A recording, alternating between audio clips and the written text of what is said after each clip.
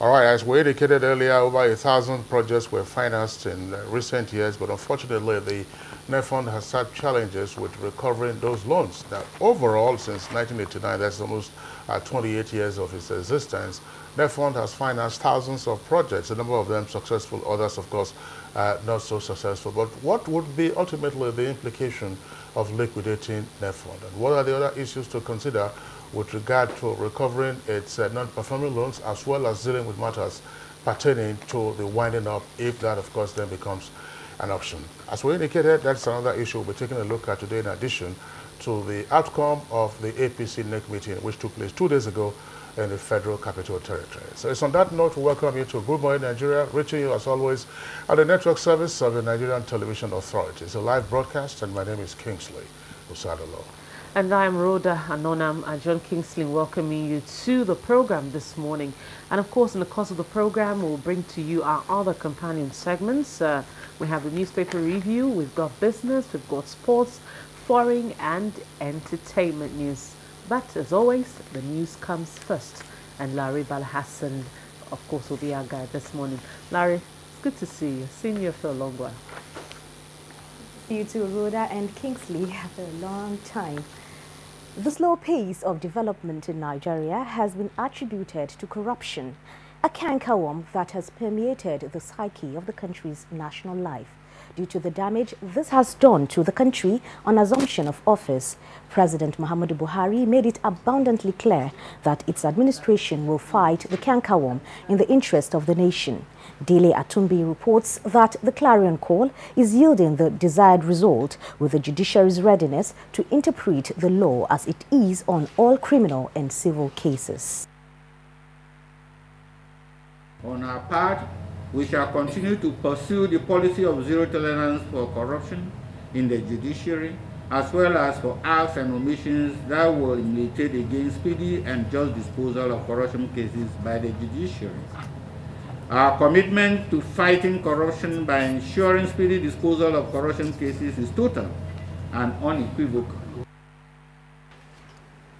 Meanwhile, apparently satisfied with the successes being recorded in the recovery of stolen assets locally, the federal government is now shifting focus to international recoveries. About time, I would say. Already, the Attorney General of the Federation and Minister of Justice has secured the approval of the Federal Executive Council to take appropriate actions towards the repatriation of the nation's wealth stashed abroad. This, among others, were part of the resolutions taken at the Council's meeting, presided over by President Muhammadu Buhari. We are in agreement substantially with Swiss for the recovery of additional sum of $321 million. The intention of the memo, one, is to seek the approval of the Council to develop an instrument of ratification, which will now give the Attorney General the power to ensure the repatriation of the fund. Members acknowledge the progress the country is making and also committed to continue to work collectively as both a council and with the other arms of government to make sure that this continues and that our people get the benefits of these reforms. The new secretary to the government of the Federation, Boss Gidam Mustafa, has formally assumed duty. This followed his inauguration by President Muhammadu Buhari before the commencement of the weekly meeting of the Federal Executive Council. I will exercise the authority vested in me in the interest of the sovereignty, integrity, solidarity, well-being, and prosperity of the Federal Republic of Nigeria. Mr. Boss Mustafa, who was until now the Managing Director, National Inland Waterways Authority, succeeds Babachir David Lowell, sacked by the President last Monday over allegations of wrongdoing. The brief swearing-in ceremony was witnessed by the family members of the new SGF, as well as Governor of Adamawa State, Muhammad Jibrila Bindo, who commended President Buhari for the honor done to his state. We are always, at the top of issues when it comes to anything to do with our president. And he has confirmed to us that not only that we in Adamawa State are part and parcel of him, but he has shown to the world that he's a man of honor. And I want to assure our president that we will continue to be loyal and be very prayerful to our president, so that God Almighty Allah will continue to protect him and give him long life. Meanwhile, history was made yesterday at the Shehu Shagari complex as the new secretary to the government of the Federation, Boss Gida Mustafa, formally took over from Dr. Habiba Lawal, who acted in that capacity.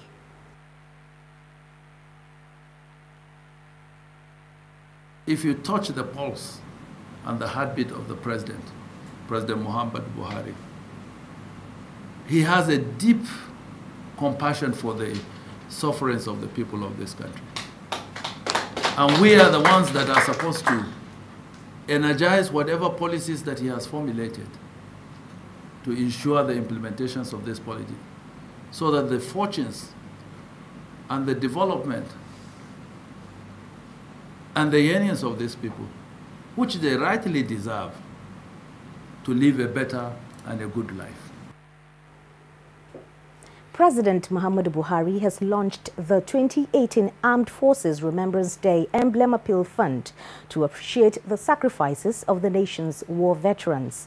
Adam Sambo reports that President Buhari implored Nigerians to exhibit a high sense of patriotism by making firm resolve to never again allow their actions or inactions plunge the nation into civil war. Being one of you, I understand what we have to undergo.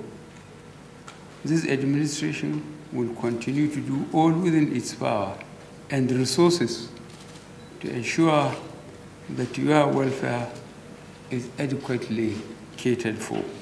We must resolve that never again shall we allow our dear nation, by our actions or inactions, to experience another war.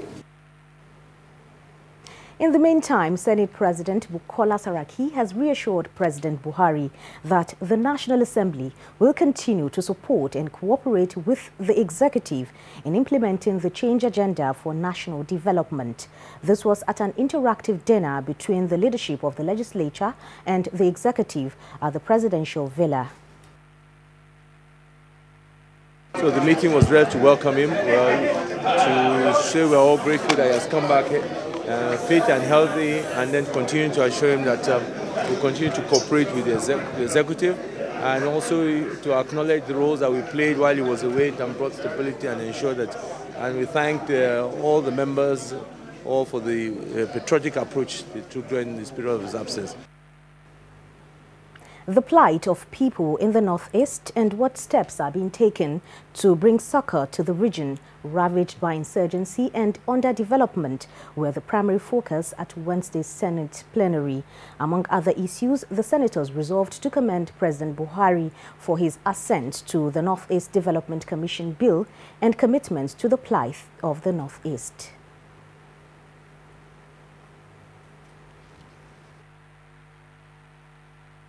The assent to the bill marks the establishment and takeoff of the Northeast Development Commission to, among other things, A, receive and manage funds allocated by the federal government and international donor agencies for the resettlement, rehabilitation, integration of victims of insurgency.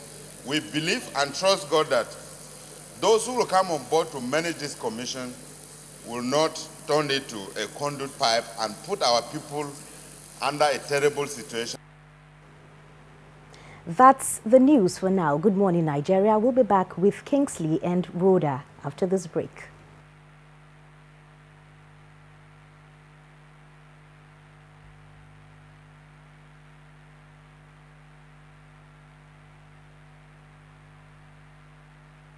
All right, thank you very much there, Laure Bala Hassan, for the morning news. It's still Good Morning Nigeria, and we're reaching you on the network service of the Nigerian Television Authority. Of course, if we have a short break, we'll take that break. Otherwise, we'll go on to our next package, which is business. All right, brother, it appears that we have a glitch with our technical team over there. All right, so let's take a short break, and when we return from the break, of course, it will be time for us to take business. Earlier, we appreciated Laurel Bala Hassan for the morning news. Unemployment notably youth unemployment, features strongly in our party's manifesto. We intend to attack the problem frontally through revival of agriculture.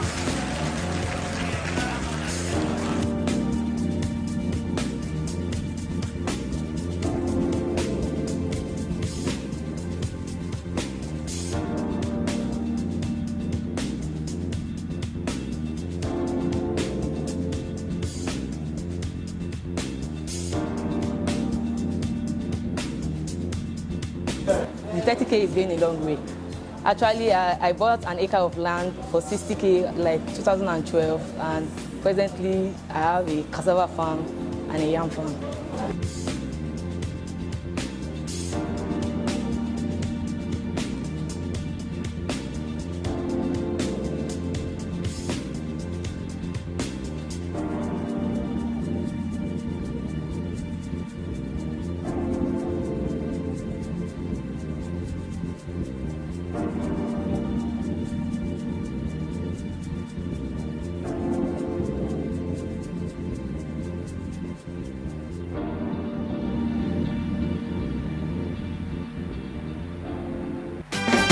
Sir Abubakar Tafawa Balewa, Dr. Nnamdi Azikiwe, Sir Ahmadu Bello, Chief Obafemi Awolowo. These patriots worked together to achieve independence for one united Nigeria. Although some may say Nigeria is a mistake, we all know that the Almighty never makes mistakes. God has not made a mistake by bringing us all together in the way that He has brought us together. God has put us together here so that we can build a community that will be an example to the entire world. One nation bound in freedom, peace and unity. Nigeria, one nation, one people. This is a public service announcement brought to you by NTA. The Federal Ministry of Industry, Trade and Investment, in collaboration with the Federal Ministry of Information and Culture, the Made in Nigeria campaign. In the midst of unprecedented multiple challenges, our great country Nigeria, as Africa's largest economy, is surely marching on to a new era of all-round prosperity, especially through re-engineered and diversified economy, powerfully driven by the change agenda of President Muhammadu Buhari, GCFR. We will patronize local entrepreneurs.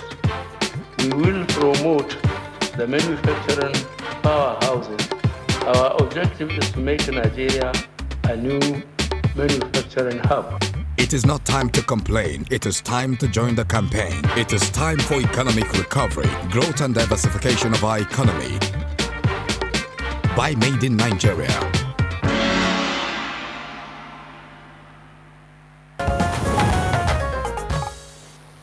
Hello and welcome back. If you've just joined us, it's Good Morning Nigeria on Africa's largest TV network, the NTA. It's time now for business as Nigeria's Purchasing Managers Index improves in October and the stock market rally continued Wednesday. We'll get more update now with Leah Katum Babatunde.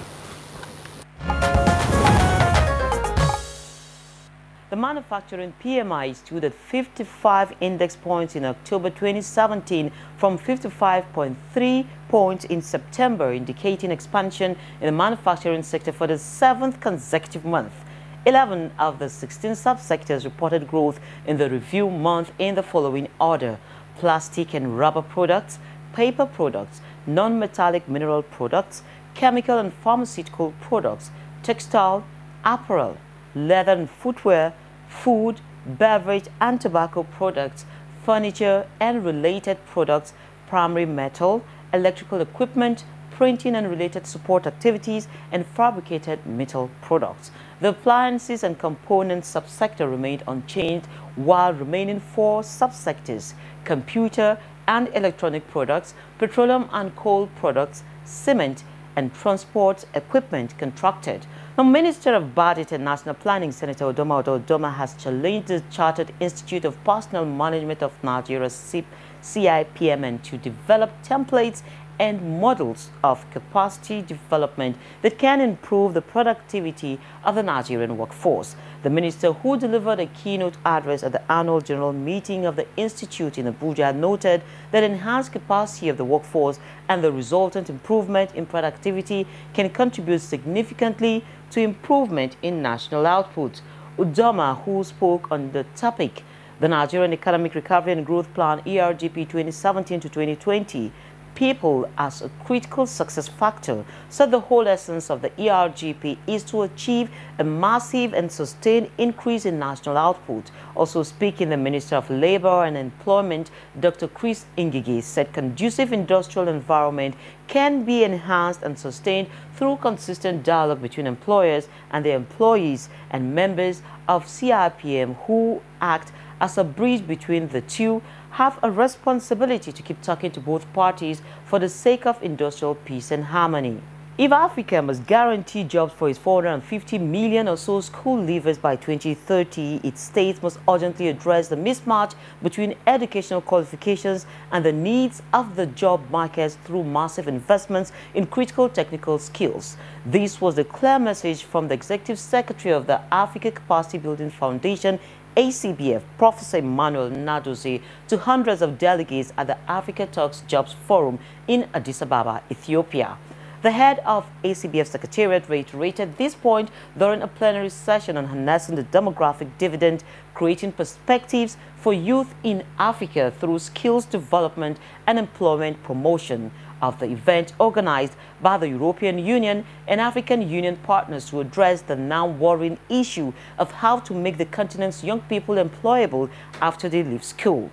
Africa accounts for the world's youngest population, with almost 200 million persons on the continent aged between 15 and 24 years. A huge proportion of the continent's population is under 65 years, meaning if it slowed down new births and capitalized on the productivity of this vibrant workforce, there will be rapid growth and development.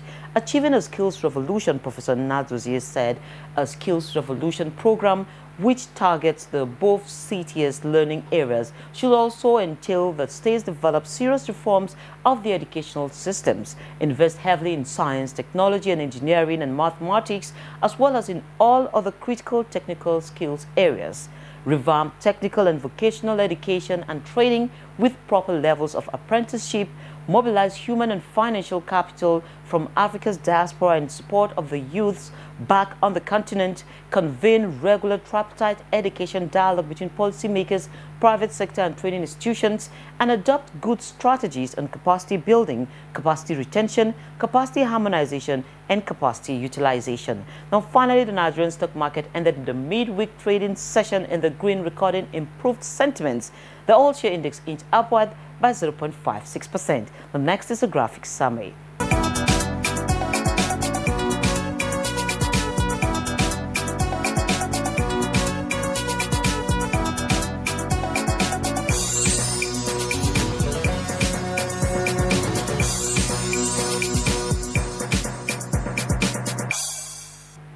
And that is business news from this, and thank you for watching. Thank you very much, Leah Katumba Batunde, for the business package. Next for us, we'll go to the front pages of today's newspapers to check out the headlines.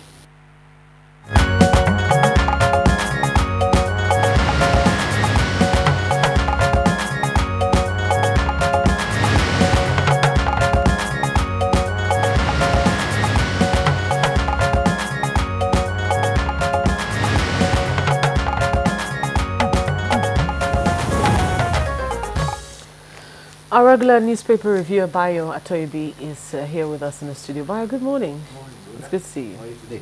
I'm well. Good morning, Nigeria. Pleasure to see you, Bayo. Of course, we have some 5 or so newspapers, and they have different headlines as their lead story, as well as second lead and other stories that they also have on the front page. Well, let's begin with Rhoda.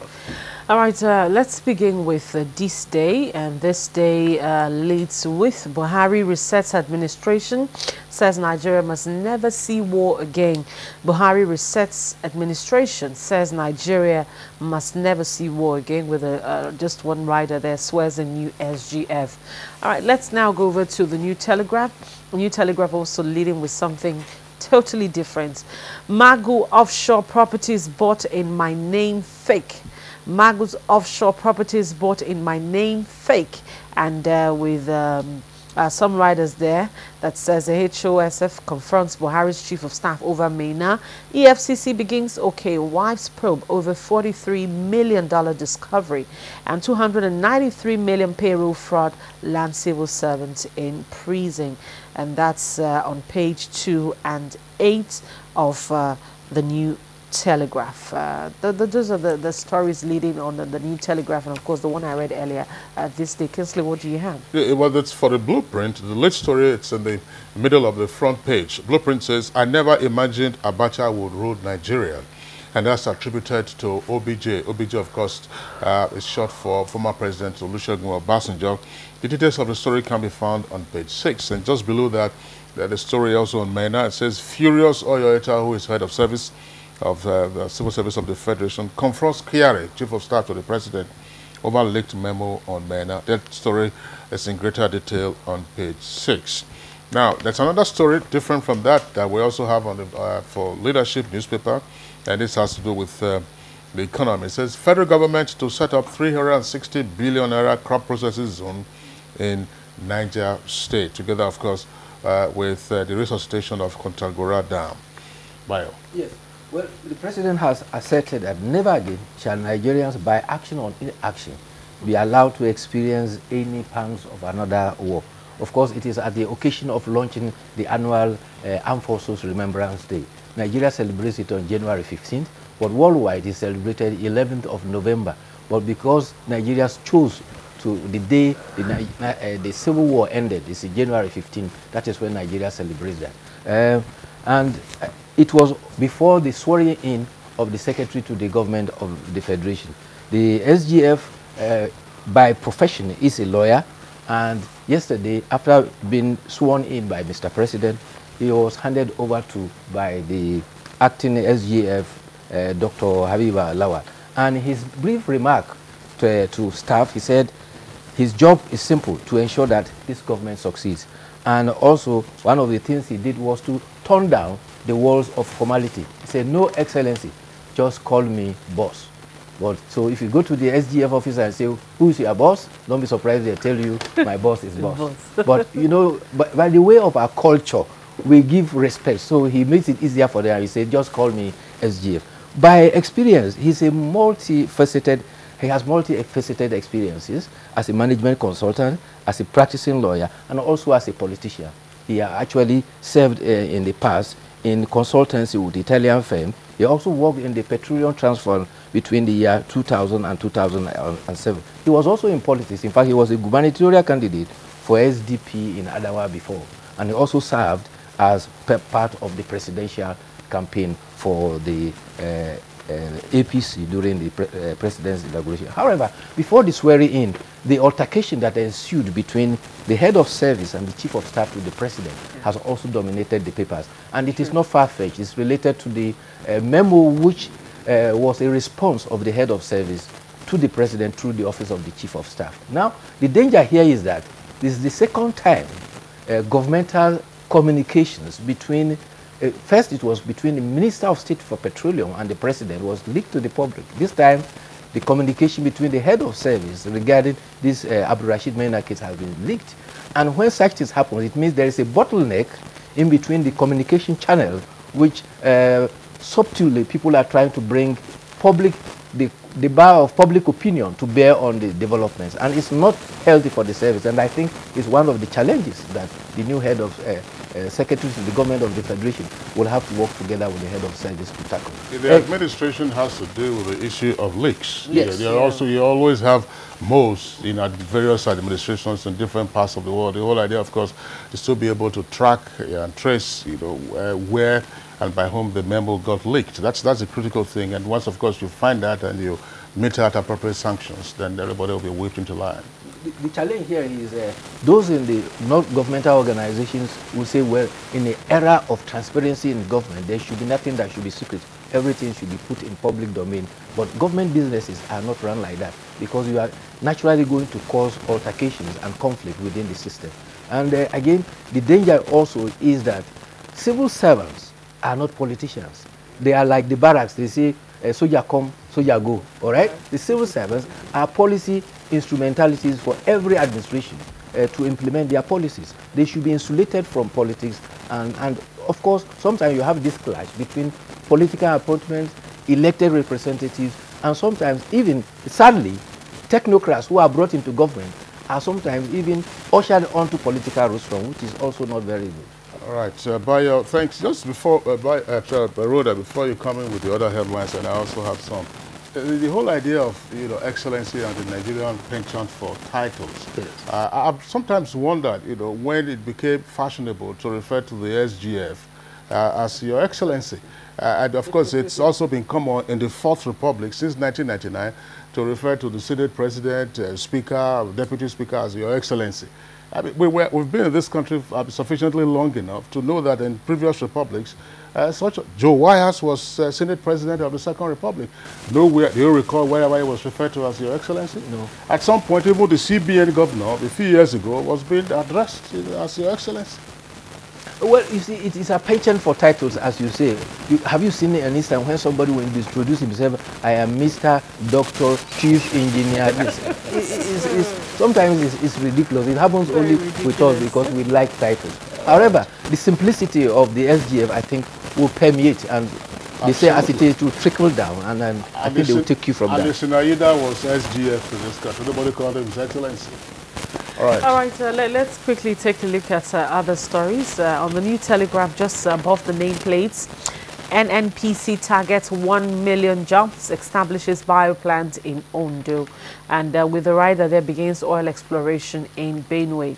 That's above the nameplates there of a New Telegraph. Very quickly, we'll move over now to this day. And just above the nameplate also, Malami given mandate to recover $321 million bacha loot from Switzerland. And of course, there's the story, the Ekweme in stable condition, says a family. That's a story that we discussed just yesterday, that he was not in good condition, but the family saying now is that he's in a stable condition. There's a contrary headline to that. There's a contrary headline. This is coming from Blueprint. Blueprint says amongst numerous headlines just below the nameplate there, former VP Ekweme in coma to be flown abroad. That's what Blueprint is reporting. And then if you take a look also at the Authority newspaper, above the nameplate of the Authority newspaper, there's one of the four headlines there says anxiety mounts over Ekweme's health. But of course, you have some obituaries, at least two obituaries that are also reported on the front pages. This time again, we'll go back to the Blueprint newspaper, and you have it there. It says, APC, Dogara, Masari, Tambuwal condole with Tinubu, and Goje. Tinubu lost his son, and Goje lost his wife earlier. Yes, those are the running stories. The Tinubu incident happened yesterday, but the wife of the chairman of the Senate Committee on Appropriation happened, I think, 2 days ago. Yesterday too, she's to be buried today. But the update on former Vice President Alex Ekweme has been confirmed by his brother, the traditional ruler of Oku, Professor Laz Ekweme. He said that he is now in stable condition. He has called on Nigerians to join all in praying for his quick recovery. Also, Governor Obiano has asked all India Anambra to join in prayers in what he described as Nna Anyi. That is the father of all of the people.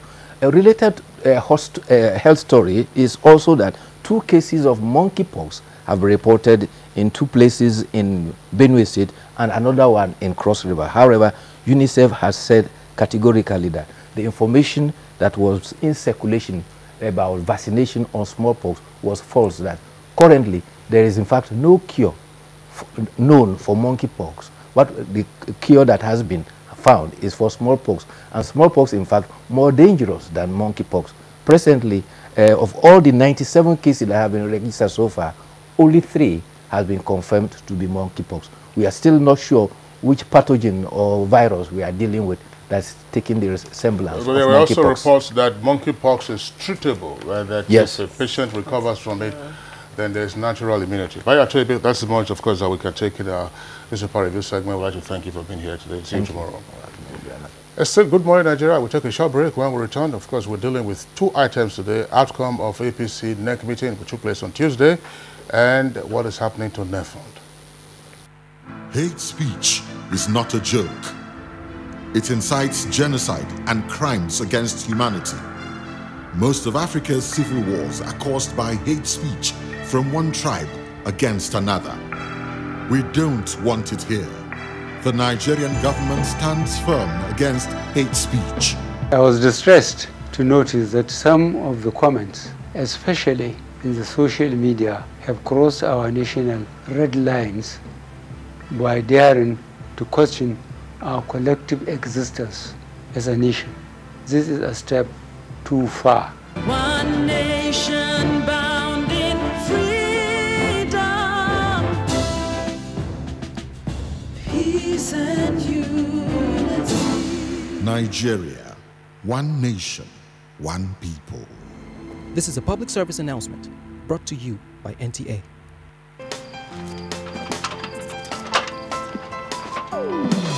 Oh boy, climb this thing now. No be only to connect lights. Come you and yourself now. Now wow. Oh boy, come down now. Oga Kasali electrician who will look for this. Oh. Oga Kasali, come help us fix this wire now. Sorry, I no longer carry out illegal connection. It puts the lives of people at risk and can cause fire outbreak and disrupt power supply. I will never be part of anything that has to do with this any longer because change begins with me.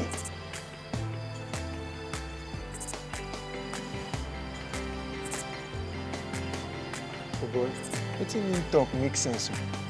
Oh boy, we could carry this ladder from over. This message is brought to you by the National Orientation Agency in conjunction with the Federal Ministry of Information and Culture. All right, welcome back. If you've just joined us, it's still Good Morning Nigeria, and we are live on the network service of the NTA. Our first item for discussion this morning, of course, is the fallout from the APC NEC meeting. And this background report has been put together by Thimuchi Yusuf, and that will set, of course, the tone for our discussion this morning. The National Executive Committee NEC of the All Progressives Congress APC held this Tuesday with President Muhammadu Buhari in attendance at the National Secretariat of the party in Abuja. President Buhari thanked the party's leadership led by Chief John Odige Oyegun for their great work in the last 2.5 years, showing appreciation to state governors for maintaining unity and tolerance in the face of stiff challenges. Major highlights of the meeting include commendation on the party leadership chaired by Chief John Oyegun, whom Mr. President said worked harmoniously with between 1984 and 85 in a previous government, and that circumstances have brought them again to positions of leadership in the country. He thanked Chief Oyegun and his staff for steering the party in the last 2.5 years, stressing that sometimes it is easier to manage failure than to manage success, and a big success such as the party has achieved. He also commended the leadership of the National Assembly, led by Senate President Dr. Abubakar Bukola Saraki and Right Honorable Speaker Yakubu Dugara. He particularly placed on record the cooperation and understanding of the National Assembly, including some non-APC members who rose above petty party interest and acted in the national interest. The state governors who faced stiff challenges, especially their determination to maintain unity and tolerance among the communities, also received Mr. President's commendation. This, Mr. President says, is in the face of unnecessary politically motivated strife and violence. In the words of President Buhari, I quote, "We can be proud of our achievements in the last 2 years. Boko Haram, Niger Delta, regular fuel, improved power, TSA, agriculture and fertilizer above all. The knowledge that corruption will not be tolerated in this government. We all know there is change," unquote.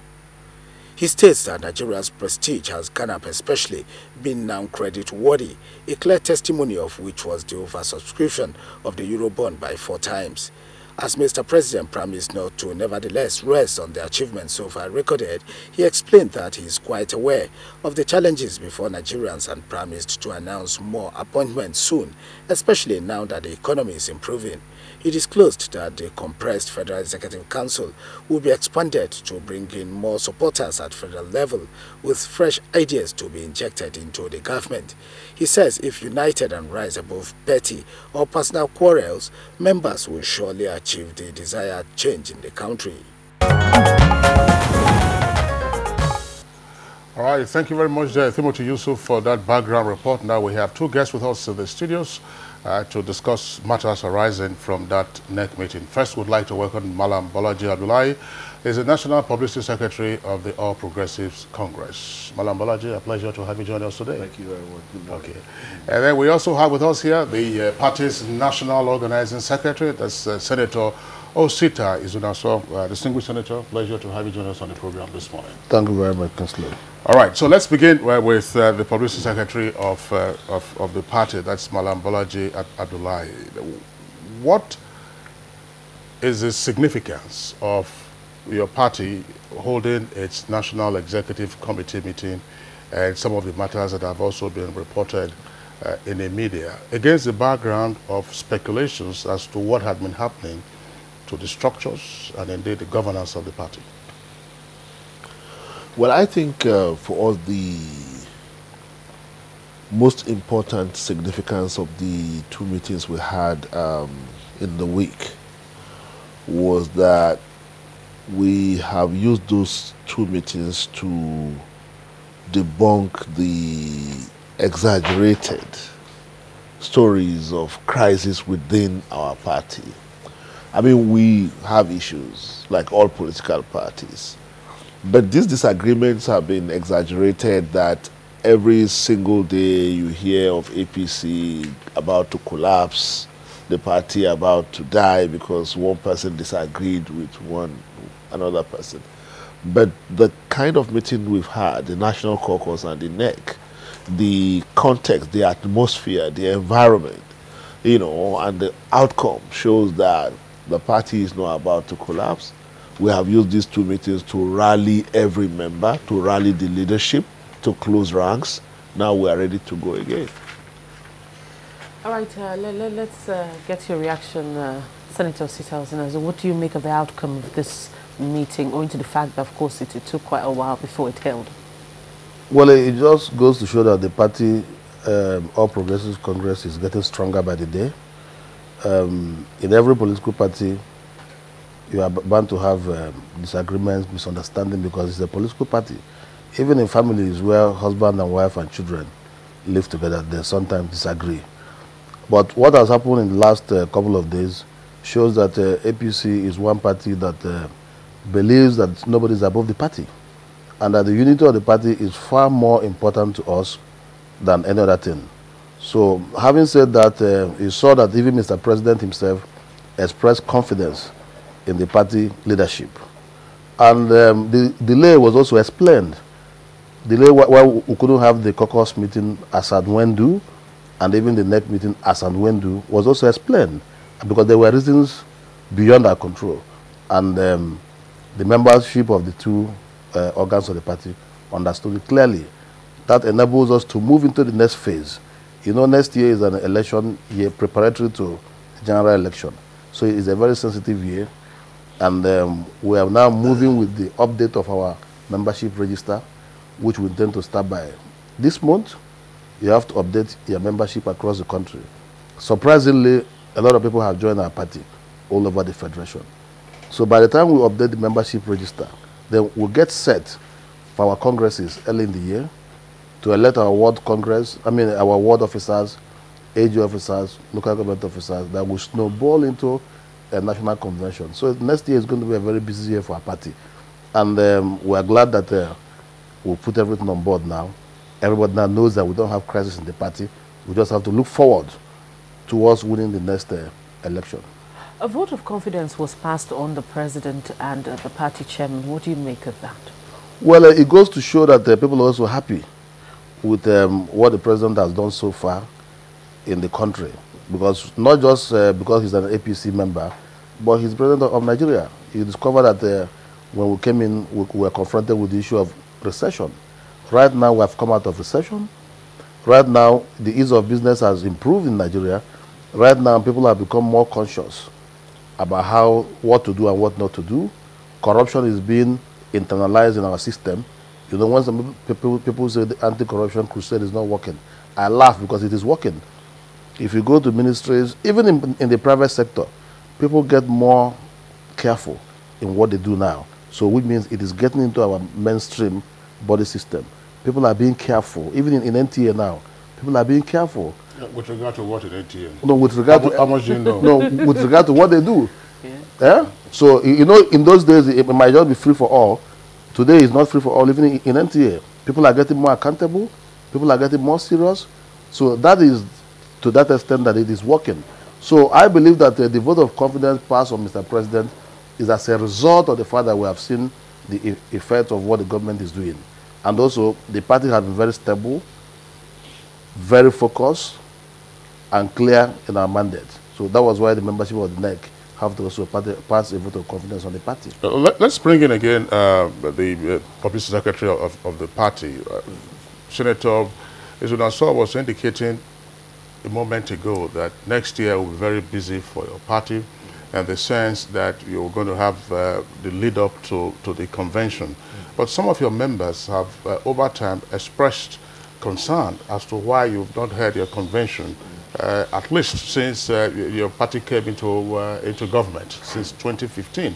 And ordinarily, that's one of the critical organs for actually seeking to manage the affairs of your political party.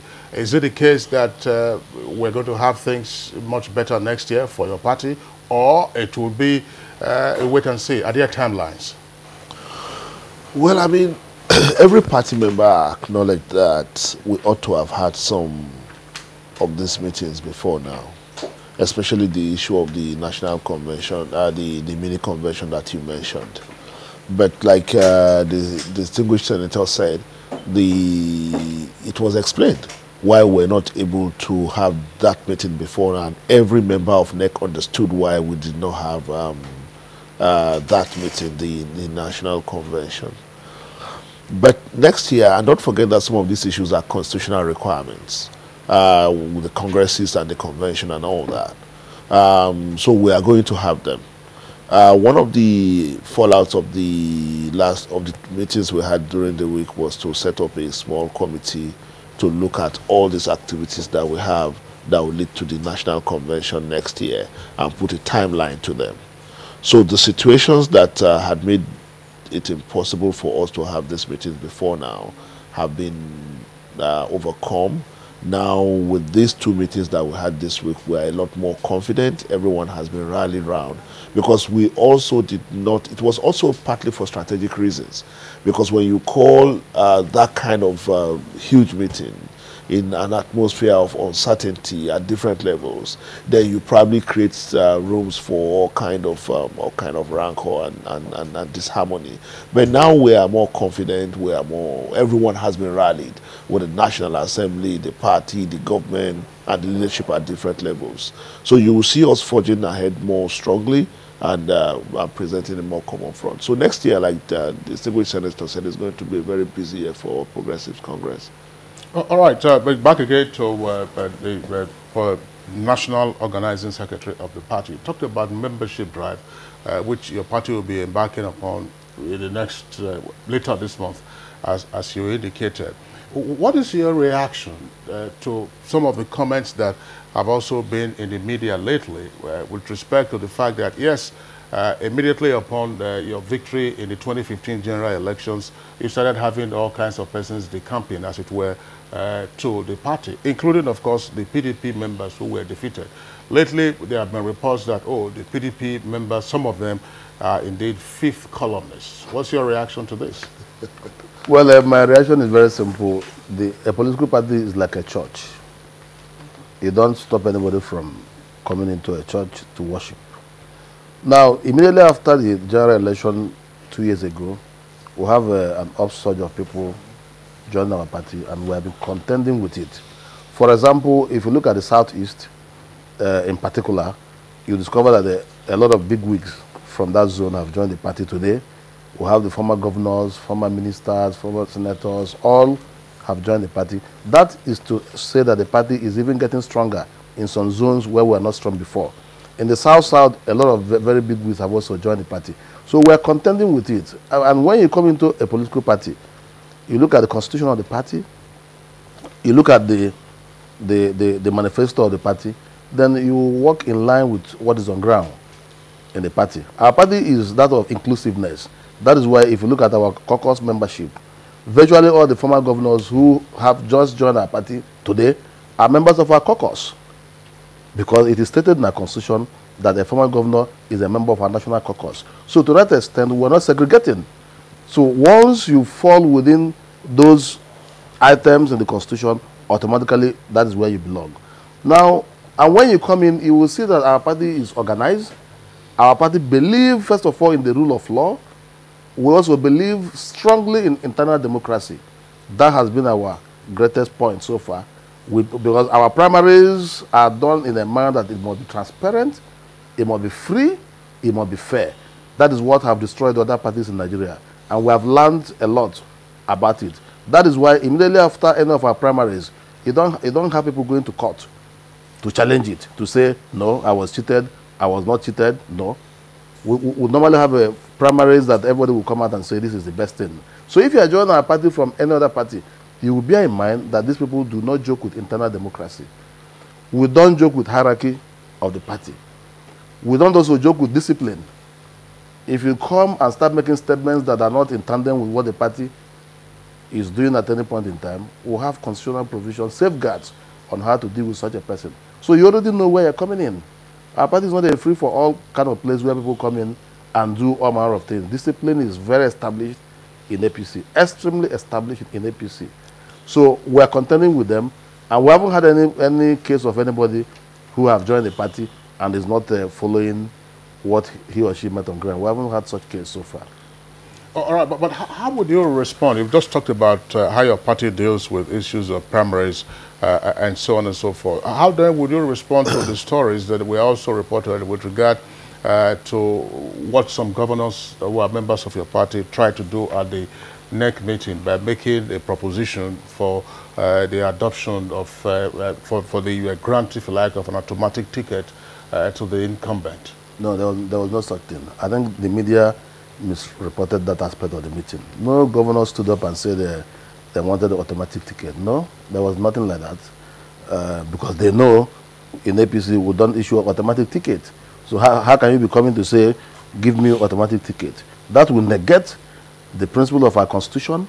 It will also negate the electoral act, because the electoral act is very specific that there's nothing like automatic ticket. Even if somebody is to be given by, is to go by consensus, you still have to go to the field to affirm the person. So how automatic will it be if you must go to the field to affirm somebody who has been given consensus by his people? So we don't believe in automatic ticket. There's nothing like that. So no governor says so. It was misquoted by the media. All right, thank you very much. Let's get to Malam Bolaji. The president spoke on the governing party's need to expand the Federal Executive Council. What did you think informed this? Well, I think at the beginning of this administration, the emphasis was on how to reduce the cost of governance and to have a smaller team in line with that. 2 years on, the president in his wisdom must have looked at the gains of having a smaller team vis-a-vis the benefits that could come from bringing more people in, and must have been convinced that, look, maybe I need to bring in new people to work with me. But I think, like some people have insinuated, oh, does it mean that the president does not have confidence in the people he has now? I don't think so. I mean, I'm a football fan. When a manager brings in makes substitution, it doesn't mean that he doesn't believe in the people on the field. It could be for tactical reasons. It could be that he's trying to adopt a new strategy. So I think it has nothing to do with, but I believe that what the president said had given also party members hopes. You know, those who have felt that they've worked for the party and they've not been recognized. and it has given hopes to people, not just in terms of cabinet appointment, but even board appointments and all that. And we believe that it's part of the reason now you see the energy within the party is up and everybody is happy that those who have felt neglected in the past, which is the cause of some of this disharmony, you know, everything is, we are putting all this behind us, and we are confident that we now have reasons to believe that we'll move forward more determinedly. Did you think this NEC meeting went far enough in its discussions to actually deliberate on the issues that the party has? We believe we believe that the core issues before the caucus and the NEC, understandably we're all apprehensive about what the outcome will be.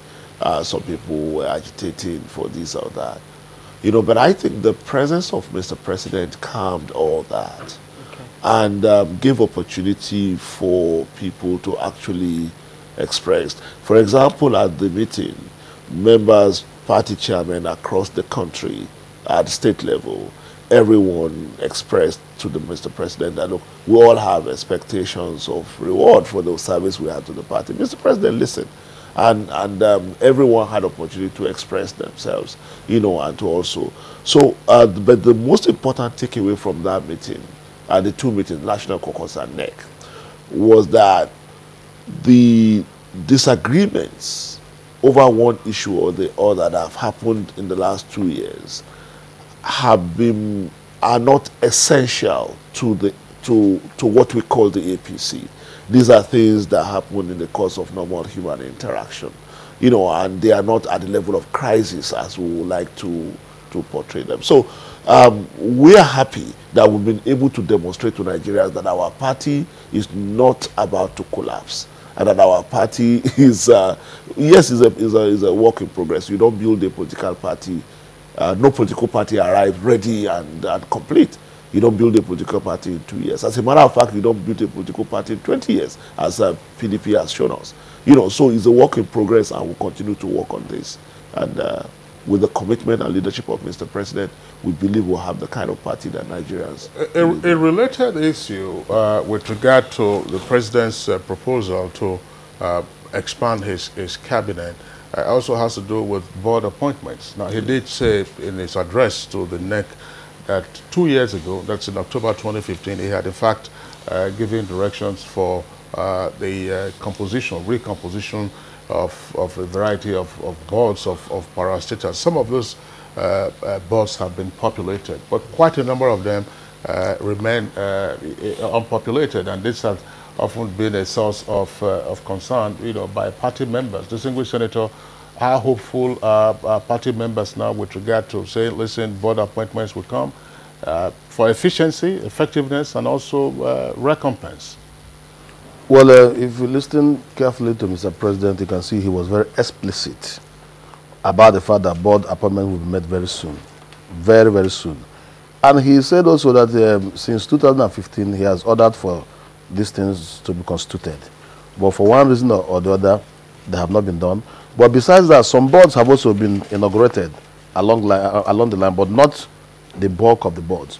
So we are very hopeful that in a matter of weeks, that these boards will be inaugurated, because the human beings that have worked, their names are already there. It's been compiled. It's just a matter of putting it where it's supposed to be and issuing a statement to release it to the public. So I think we're almost set with board appointments. We're set. Earlier on, you spoke on the registration of your members across the country. I'd really like to expatiate on that. When is this going to commence? Is it precisely when, and how important is it that members register? Well, it's going to commence precisely November 25th, beginning with Ekiti State. What we intend to do is to... Are you going state by state? Yeah, it's going to run simultaneously. Okay. But it will be flagged off in the Ekiti State on the 25th of November. We intend that this will last for 2 months. Now, the idea behind it is when you're preparing towards a congress, you are supposed to update your records and close your register before you can begin a congress to elect officers of the party. now a lot of persons have joined us over the years and are saying that they have not been properly registered. So it's also our responsibility to ensure that we register these people. We want to know how many members of our party are in a particular ward, how many members of our party are in a particular local government. So it's a very important exercise in the sense that those people who are coming new also want to make sure that their names are on the register and that they have a membership card. Then those who are there before also want to revalidate their membership. So these are the two things that we're going to start by November 25th. And it's a normal thing. It's not something out of the ordinary. It's a normal thing that goes on in a political party. Because even as we are talking now, people are entering the party and are registering. But we just want to formalize the registration. Make sure that your name is in the appropriate register and you have a membership card. I'm wondering, because this is an issue that has come up from time to time with regard to the size of political parties in Nigeria. Maybe you have parties bragging about their numbers, but we have hardly had, any accurate figures or near accurate figures with regard to party membership. Do we have a sense of that now, Bolaji Abdullahi? Do we have a sense of that? I mean, the point of I know that that's actually the forte of the National Organizing Secretary, but do we have a sense of, say, listen, this is our membership strength? At some point, if you recall what happened in the past, a political party was even deregistering its members. Incidentally, it came up at the NEC meeting. And the figure that was reported is in the neighborhood of, I think, 15.5 million. And that was the figure that was reported. But even we are saying that these figures will match these figures with individual BVN, so that we'll be able to confirm that these are real human beings and real party members, because it's important for us as well, for the purpose of planning. I mean, for the purpose of organizing, it's important for us to know how many members do we really have. If we truly have 15.5 million verified members, then it makes our life easier, it makes our job easier, then we can plan confidently. But what is clear, what is beyond doubt today, is that we are still the only political party that has presence all over the country, as at today. The closest opposition party, the PDP, does not have a single governor in North Central. They don't have a single governor in the Northwest. So we like to taunt them that they are a regional party. Well, I'm sure they'll have the opportunity of responding to that, at some point. No, there's nothing to respond, because it's clear. PDP is a regional party. It's not a national party. A party that do not have a governor in 2 zones of the federation cannot claim to be a national party. A party that do not even have 1/3 control of the states of Nigeria cannot claim to be a national party. APC have 2/3 or have 24 states, which is 2/3. PDP have 11 states out of the remaining 12, because Abuja have 1. So they can't even say that it's a national party as it is right now. But more realistically, I mean, we saw at some point in the early stages of the Fourth Republic, when PDP had control over some 20-something states or so, yes, but the other parties were not branded regional. No. But they were branded regional then, because you realize that ACN was mainly operating from the west. Abuja was mainly operating from the east. Yeah. MPP was mainly operating from the north. So it was the amalgamation of these political parties coming from the zones that gave birth to APC. Because we realized from the onset that we need to pull everybody together, so that there will be one single opposition to give PDP a fight. So that have also rendered PDP a regional party. But let me talk about the issue of membership. That Malam Abdullahi talked about.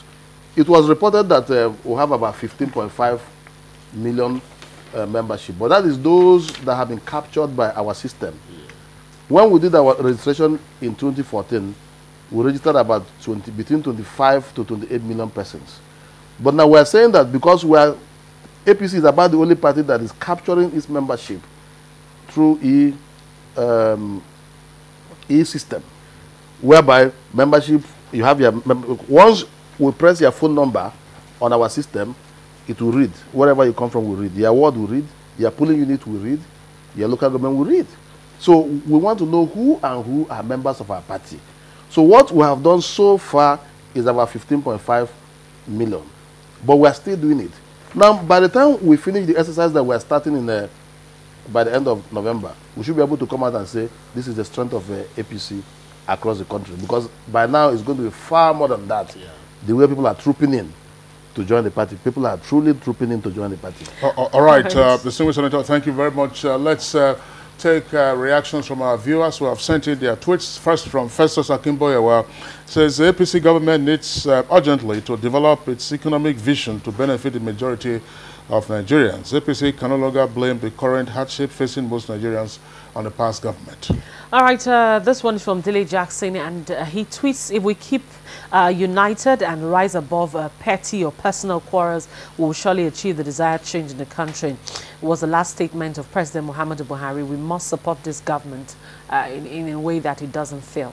Sonny Makalamakoji has this tweet. It says, President Buhari's message of hope is reassuring, but time is against us. Let him rejig the cabinet as promised and act fast. And Jacob Chile tweets, while Buhari as president is sincerely trying in the APC, most governors under the party are frustrating the development efforts. Now, Change to Progress has another tweet. Says, good that NEC and NWC meetings happened eventually, not NWC. That was the National Caucus. APC as a party must ensure that at all times no member is bigger than the party.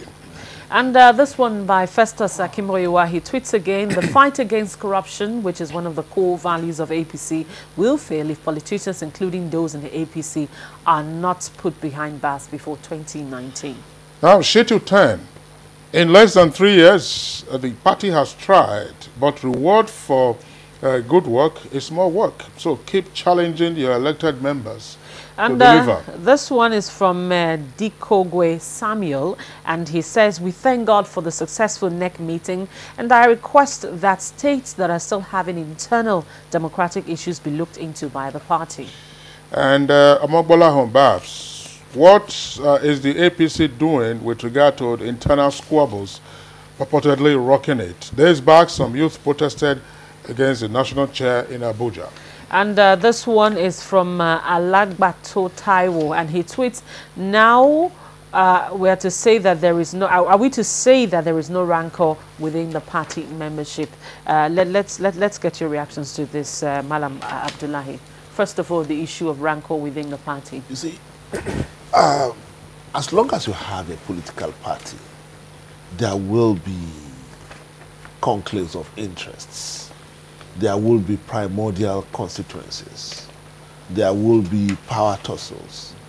But ultimately, the significant thing is that all of this will be subsumed under the overall party interests. And as long as party discipline is strong and everyone is compelled or obliged to operate by the standards set by the constitution of the party, then it doesn't matter. We will continue to deal with these issues as they arise. Are you going to have a political party that is perfectly tranquil, where no one disagrees with the other? Absolutely not. It doesn't exist anywhere in the world. But the important thing is for us not to essentialize these disagreements and allow them to escalate to the point that they ground the system or ground the party itself. You know, but for us at the National Executive Board, the National Working Committee, that's why we are there. When issues arise, we deal with it and keep the party stable and strong. All right. Thank you very much, Malam Balaji Abdullahi. We have another guest who is joining us right now to also participate in the conversation. We'd like to welcome a member of the APC, Miriam Yakubu Ikunaye. Madam Ikunaye, a pleasure to have you join us on the program. It's a pleasure having me. Thank you. All right. You've had the benefit, of course, listening to the organizing secretary of your national organizing secretary of your party, as well as the publicity secretary, on matters arising from, well, the National Caucus meeting that took place on Monday and the NEC that also took place on Tuesday. What is your perspective? Shall we say, if we like to genderize it, yes. Are the APC women happy that indeed this is coming up at this time with a lot of promises? Yes.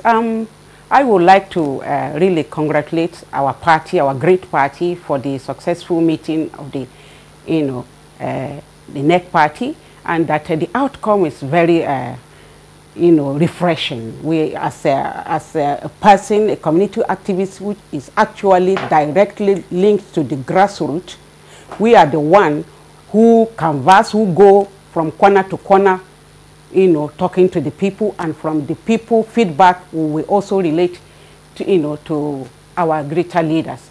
But this is the perspective, how I look at the meeting is that, we have the opportunity, it's a great party, we have the opportunity to do great things, and we should just try to follow the hierarchy of the people, of the party. We are a convergence party. Everybody from different angles came in with their own culture, organizational culture. We need to meet in the middle. We need to respect one another. We need to have a structured conflict resolution mechanism where members can lay their complaint and they feel, where they will feel that they are listened to. We cannot jump, ahead of each other. We cannot overlook one another and say that this is this one is belittled in any way. It's more conflict. When we don't take care of it, it generates into a bigger conflict. I think that is where we should look at, so that we can be one party and do greater things that we set out to do for Nigerians. So in the membership mobilization thing, we are mobilizing massively. What the president said in the meeting has really, revitalized a lot of people, the Nigerian people who believe in him. It's just that there are few people who doesn't go along with our vision and is causing this conflict. So now that we realize, and it's going to be looked into, and it has started being looked into, I think we are on the right track, and I'm very grateful for that. All right, thank you very much. Just one point that I would like you to also touch on, because we've already raised with the other two guests. The president says board appointments are coming very soon. How soon would you like to have those board appointments? I will say today, because it is very important. We can't, we are trying to fight corruption. It's an endemic issue. We cannot underestimate the evil of corruption. So the board or to overlook is like an oversight position for each agency. We can't let them run a free train with corrupt elements in it, running it as it is. We need the board position appointment today, so that we can set the track running as fast as we can. Okay, thanks a lot. Miriam Yakubu Ikunaye, actually in corporate governance, said that the linchpin is a board of directors. So today, that's what she says. All right, just a couple of quick points, that I would like you gentlemen and of course Miriam to also respond to.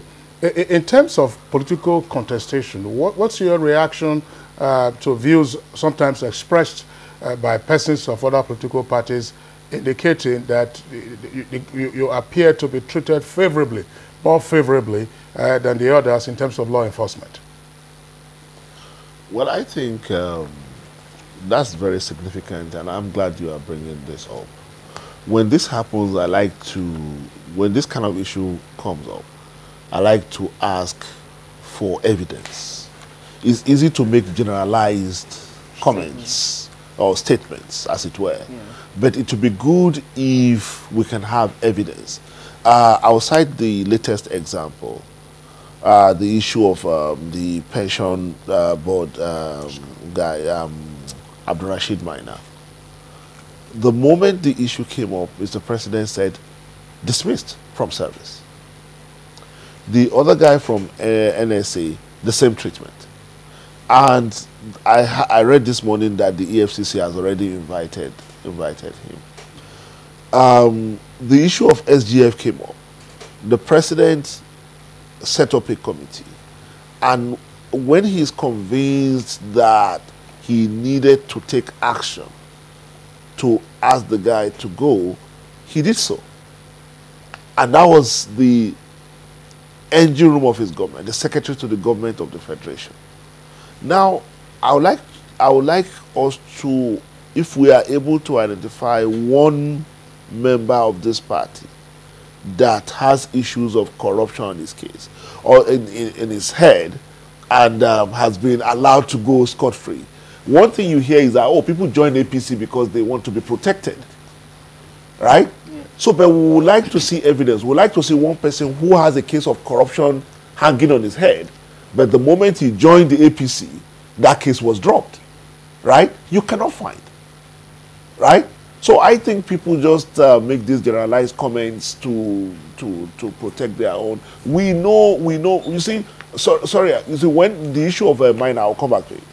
In the last couple of days, we've heard stories about, oh, but how did Minor get back into office? Without prejudice to the allegations against him, right? Mm-hmm. The merit of the allegations against him, without prejudice to that. Yes, we must ask how he got into the office, and like we said as a party, it was an embarrassment to us. But there was an original crime that this guy was alleged to have committed. Yeah. And that original crime was that 2 billion naira of pensioners' money disappeared under his watch, right? Yeah. But it didn't happen under APC, no. Right? Mm-hmm. And we remember that in this same country, it got to a point that the National Assembly had to ask the president at the time to choose between the National Assembly and this individual because he was being summoned and he refused to turn up, right? So I think we should just, if we are able to stick to the facts, then we will understand that some of these are just general comments that have little or no basis on facts or merit. Speak to that. Well, I think these matters are very clear. APC is not a party in government that will sweep corruption under the carpet. It is not going to happen, and it will not happen, and it has never happened. If you're an APC, in fact, you have more responsibility to be more careful because it might be used as a scapegoat. So the idea of saying that there are some preferential treatment given to APC people in terms of fighting corruption is not true. And we're yet to see one case of such. And even when we do contestation, like you said, we have lost elections, even since President Buhari came into power. APC have lost elections. We have lost governorship elections. We have lost senatorial elections. But then, the truth is that we have won over 90% of the elections that we have run. But still, we have lost elections. So if we are being unfair, treated more than the other people, how are we going to lose one election? We would have won all the elections. All right, Senator, thank you very much. Let's take another set of tweets now from our viewers. Amabola Hombabs has this tweet. President Muhammadu Buhari shouldn't, because of satisfying those who worked for the victory of his party, expand his cabinet. Such a move must be based on necessity, not sentiments. Engineer Abdullahi tweets, I have a full confidence in APC and President Muhammadu Buhari. With just 2 years so far, the APC has done so well in issues of security and agriculture. Daily Jack Solomon has this tweet. It says, it's expedient the party resolves its internal crisis if the government must deliver on the promises made to Nigerians. The party needs cohesion now. And this one is from Festus Akimboyewa. He tweets, the unity displayed by the party leaders at the APC NEC meeting appears to be cosmetic because politicals came in by prominent APC leaders before the meeting have set the stage for a full-blown confrontation in the party. All right, just before we sign off for our guests, we're appreciating them. Malam Bolaji Abdullah is a spokesperson for the APC. Earlier you talked about this when you gave your initial salvo with regard to our questions. Following from the National Caucus and the National Executive Committee meetings, can we say now that the era of the hyenas and jackals is over? Well, I don't live in the... I don't know about hyenas and jackals. What I know is that I would like to emphasize that you cannot have a rancor-free political party. You see, if we continue to essentialize disagreements, every disagreement, as if they were abnormal, then that is when we think look, there are problems. We have to accept that disagreements, even conflicts, are natural to running a political party and to every political organization. Because as long as politics is about what it is, then you will continue to have these issues. The most important thing is that we must not waver. We must not allow these to distract us from the promises we made to Nigerians and what we promise to deliver and what our party stands for. That's the most important thing. And we believe, as things stands today, APC is strong, is united, and is cohesive enough to deliver on the mandate that we set for ourselves and the promises we made to Nigeria. All right, thank you very much. That's the much we can take on this part of our discussion this morning, and that's the fallout from the APC NEC meeting. On that note, we want to say thank you very much, Madam Bolaji Abdullahi, APC National Publicity Secretary. Thank you for coming. Thank you very much. And it's also a pleasure. Thank you very much. Senator Sita Osinazu, APC National Organizing Secretary. Thank you for joining us. Thank you. And finally, we would like to thank a member of the APC who joined us on this discussion, Miriam Yakubu Ikunaye. Thank you very much for joining us. Thank you for having me. All right, we'll take a break now, and when we return, our next item for discussion is on the net fund. We'll be back in just a moment. If you hear a bomb explosion or gunshots of an active shooter, that might be a terror attack. At such times, always remember 3 action words: run, hide, report.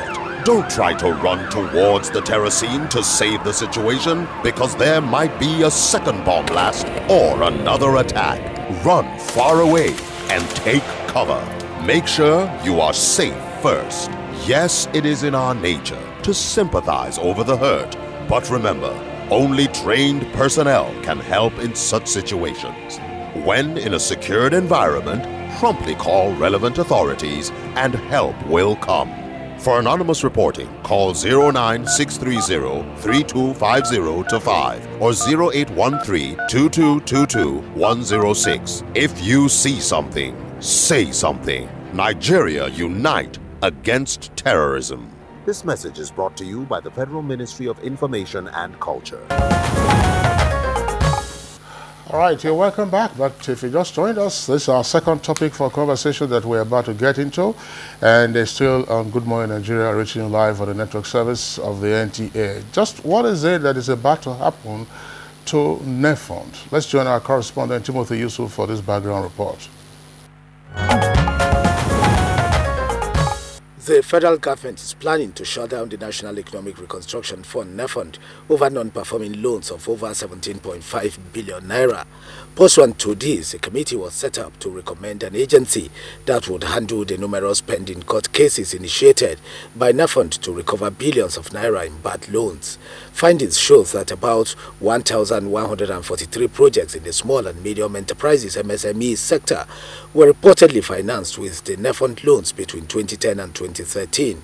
It further revealed that NEFUND currently has problems recovering the loans, adding that out of 17.5 billion naira, the sum of 14.2 billion naira, representing 80%, was borrowed by a few people.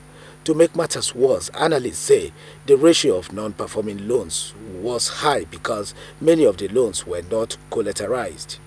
NEFUND was established by Decree 2 of 1989 to act as a catalyst towards the stimulation of the rapid rise of real production enterprises in the country with a seed capital of 300 million naira. However, the agency's capital had grown into billions of naira, but due to poor management, the organization had been in comatose since late 2013, losing its capacity to carry out its mandate. Consequently, the federal government intends to shut down the operations of the National Economic Reconstruction Fund, NEFUND, following the crises that have crippled the agency within the last few years. However, the House of Representatives has asked the executive arm of government to stay further action on the planned closure of the National Economic Reconstruction Fund, NEFUND, opting to investigate alleged mismanagement of the agency. The House says it is aware that about 2,849 projects in the small and medium enterprises sector were financed with loans from NEFUND for the total value of 9.5 billion naira as at June 10, 2017, and also concerned that the management of NEFUND had in the past years been embroiled in an unending feud with the staff, as was evident in June 2016 when the staff took to the streets protesting an alleged mismanagement of funds. To this end, the House resolved to set up an ad hoc committee to investigate the activities of NEFUND and its current status. Meanwhile, the federal government had reasoned that activities of the fund were becoming counterproductive and consequently planned to close it. Thank you very much, Timothy Yusuf, for that background report there on NEFUND. And joining us in the studio to discuss this issue is Honorable Bode Ayorinde, Deputy Chairman, House Committee on Rules and Business. Honorable Ayorinde, thank you for joining us. It's a pleasure. Thank you. And also we have with us here in the studio an economic policy analyst, a regular on Good Morning Nigeria. He is Professor Kenife. It's good to have you join us. Thank you very much for inviting me. All right, so let's begin the conversation with Professor Kenife. Professor Kenife, 28 years later, NEFUND appears to be in limbo. Some persons might say from what we heard in our background report that probably is in dire straits already, getting ready for an undertaker. Is NEFUND about to die? It's an open question. But I think I would like to look at two aspects of this. One is government as an employer of labor, and the labor itself in relation to this. The law allows a businessman, a company, or a government business to make a determination on the level of risk that they could take in running a business. And I would have thought that the government would have considered all options. It would have looked at the risk appetite, and in terms of how much more can it take given the level of debt. And also it has a representative of the central bank in that board, and also you have periodic inspection and visits by the banking supervision. So they would be privy, though we don't know, on the level of compliance with prudential guidelines and the level of risk management that has allowed it to accumulate 17.5 billion bad debts. But also there are other considerations that could have triggered whatever the government decided to do. That is, what options does it have? Does it recapitalize this business? Is it going to consider takeover or buyout? They would have considered, but we don't know. But on the other hand, there needs to be due regard to the impact on labor. The labor itself, their right to protest is protected by law. Of course, subject to due process, because there's going to be sufficient notices and all of that. But what surprised me is that the labor ought to have, over this 1 year period, considered the options of management buyout. Because that would have been very, very attractive to the government. It would have reduced the government's exposure to paying redundancy benefits. It would have reduced the cost of maintaining these assets when they are closed shop. It costs money to maintain the assets until you find a buyer. It would have saved the government a lot more money, because the labor seem to be interested in the case of business continuity. So why didn't they come up with a management buyout proposal and then ask government to underwrite some of those exposures that they have? And that would have been an attractive business. Give me a clean slate. Any proceed we'll get, we'll go to the capitalization. We want to run this business ourselves. We believe in this business. And that would have been much, much more, the government should have found that more attractive, rather than go and find money to pay redundancies, and it's going to be a lot of money. Then you have all these assets that are going to deteriorate very, very rapidly because people are not protecting those. So there are lots more cost to government. All right, thank you there, Professor Kenife. Let's bring in now Honorable Bode Ayorinde. Honorable Ayorinde, you listen to Kenife articulate his views on what he thinks that government should or could do with regard to NEFUND. What are your thoughts? Well, thank you very much. I want to look at this issue from a different point of view entirely. I moved the motion on the floor of the House, and as a banker myself, we are looking at the EU beyond a factory. NAFOND was established in 1989 for a purpose: to inject funds to small and medium-scale enterprises, promote economy, develop enterprises. And at that time, government funded, the seed money was 300 million naira, when commercial banks were then required 20 million naira to establish. And going by private sector, it will have established about 15 commercial banks. That money then. Then what is happening to our development finance institutions? Coincidentally, I chair Economic Recession Committee of the House now. We know what's happening in the economy. This is an economy that is just plunging into economic recession. For how long we will be establishing new development finance institutions and we are waiting for it? Why should a development financial institution that has the government support, capital, and what has happened to the fund? Where did we miss it? Where did it all go wrong from your assessment? Please, that's why we passed that resolution and the committee have been concerned. We want to go into it. Who are the beneficiaries of these loans? Non-performing loans. Non-performing loans. What has happened to this? How much money did government inject into this institution over the years beyond its seed money? We're not interested in undertaking the enterprise. It's not about the issue of how best to undertake it, how best to save it. This NAFOND cannot go under like any other institution. Why must it go under? What happens to the objectives of government in setting up NAFOND? Are we saying that we are, what's the level of employment in this country? How can we now come up? Do we now go and set up another one to now promote small and medium scale enterprises? What is the financial inclusion in this country today? What is the accessibility of industries to finance? When government now thought it fit, as far back as 28 years ago, to say that there must be an institution that would galvanize and fund medium and small scale enterprises, suddenly we are saying that, okay, 17.5 billion naira is hanging somewhere. Who borrowed them? Before we would allow government to undertake and decide on management by over this and that, we want to know who borrowed this money. What are the collaterals? What are the conditions? This is the essence of the motion I moved on the floor of the House. So it cannot go like that. So the essence, what is on the cards from what you are indicating is that this is not an attempt just yet to wind up. No. We are not interested in winding up. We are not interested. We are interested in saving NAFOND from collapsing. But if it's a private enterprise, will it go like that? It's 17.5 billion non-performing loan portfolio sufficient to sink NAFOND? That is the question we want to ask. Let every stakeholder come and appear before the committee. Incidentally, after moving, I'm a member of the committee. It has been constituted. And NTA should be interested. We will not allow government institutions. NTA didn't borrow from NAFOND. We want to know also whether you borrow from the fund.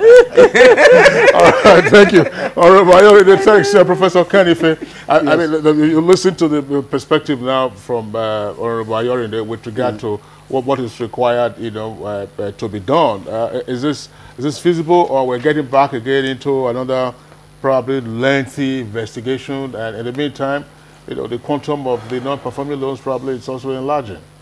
I share the view of the Assembly, and I respect their interest in making sure that there is continuity in business.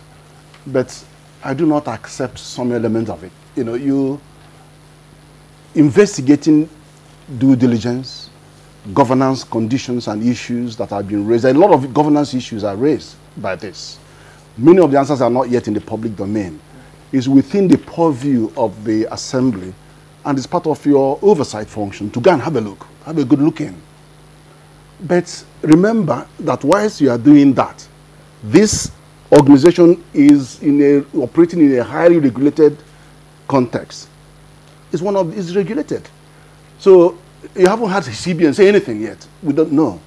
The thing is that there has to be, the government as an employer of labor on this case, has to make a determination on public interest justification. They may say, I am not going to put any more money in this company. I have orders that are fulfilling the mandate. For example, Bank of Industry is doing very well with good credit ratings. And I'm not going to be compared the two. But there are good cases where government-owned businesses are robust and doing really good jobs. So the government has that position to determine. But I say that the real missing link here is why, if we have all that sympathy, why have the union not come up with a management buyout which clean, and they will have a clean company with debts written off possibly by government, and then they will save government a lot of money and then take it to any other level they want to take it. But to come and say to government, don't continue, stop action until you do your investigation. Your investigation may go on for long. And then the issue may worsen. The industrial relation case may get worse. So I think we need to try and encourage the management to come with a proposal to take it over very, very quickly. It shouldn't take more than 3 months to get that package. Honorable Ayorino, your reaction? I want Prof to remind Prof about the concept of government. We are in government. I think government should not be seen as being the executive. Even in the Constitution, the government starts with the National Assembly. We are the owners of the bank. The National Assembly are the shareholders of Nigeria. This is the way we see it. That government should, who is the government? Government is the executive, the National Assembly, and the judiciary. So when we are saying government, an arm of government now is asking the other arm to wait. It's government. We are not, I mean, Nigerians must see the National Assembly first as government. That's why we are saying, look, before we wind up, we want to know what happened. Perhaps we can save that fund for the interest of the workers, for the interest of Nigerians. But let's look at the implication of this if it were to be shut down. Well, what impact? Well, what is the implication of this on our economy? Now, look, the implication, this is very, very apt for the purpose of that investigation. Now, the implications, one, on the staff of that place, which you are pleading for. Two, on the purpose and objects of the law. If you look at the 1989 Act, or 1990 Act that established NAFOND, it says, look, provide funds. Because of the problems of small and medium scale enterprises accessing funds from the commercial banks, the bridging gap. Let commercial banks provide working capital for enterprises that are eligible to access funds from NAFOND. While NAFOND will provide infrastructure capital for. So what happens to that objective? And let me tell you, sir, apart from Bank of Industry, you have about 6 development financial institutions in this country. Every development financial institution has its own target. Now, what our concern in the House is, should we now say, because Bank of Industry is doing well, until we know another development financial institution should go under? Don't forget, recently another one was established. Yes, what happened to, you know, when the Nigerian Bank for Commerce and Industry was in operation, there was this the two of them met. It was because of mismanagement. They were failing. They actually failed. Is it possible, gentlemen, that perhaps, this is speculative, perhaps NAFOND has it's outlived its usefulness? You had a number of escalating bodies that have also come up to take over some of its functions. Because if this was a creation of the Babangida military regime, the circumstances were quite clear. If you recall, in 1985, he had declared a national economic emergency. And it went on and on. We had devaluation in 1986, and then to say, look, how do you grow businesses on account of the collapse of local industries? Do we still have that situation continuing?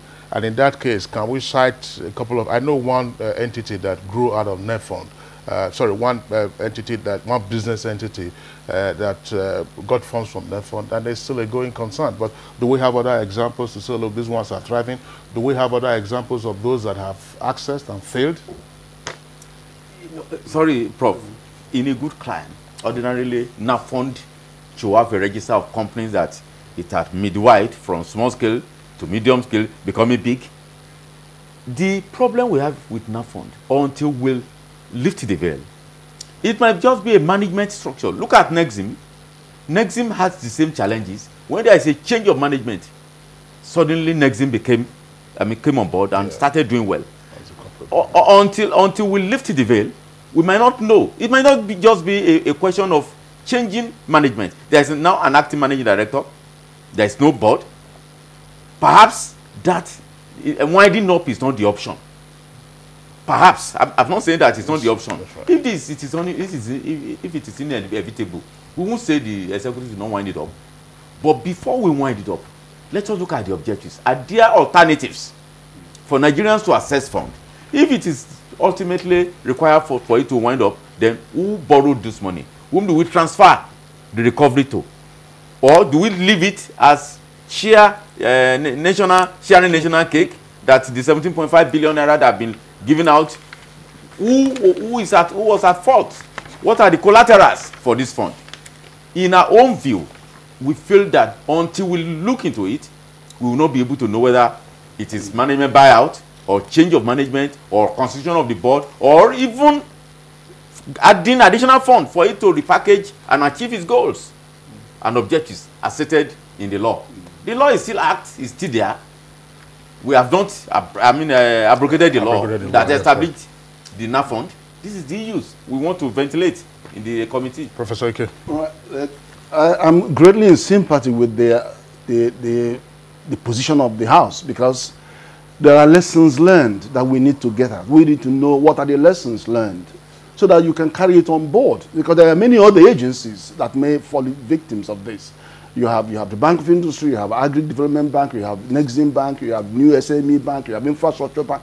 There are many of these. So it's important when there is a failure of this nature to find out lessons learned. And that's why we are pushing, the Assembly is pushing to get to the bottom of it. So I do support that. But we also have to recognize the fact that the public interest, there may be a need for public interest justification. If they say we're in hard times, we can't stomach this, and look, gentlemen, get us any other option. Either some of these core mandates are already being shared amongst some of the development banks, or you can explicitly say, we're merging you with one of the development banks, okay, so that the mandate is not lost. And then give other options. But it's difficult to tie the hands of the government to the back and say, until this is done, this cannot be done. You cannot sack staff today and record them tomorrow and do one investigation that we don't know how long it's going to last. And then you end up deepening the problem. That's just how I feel about it. All right.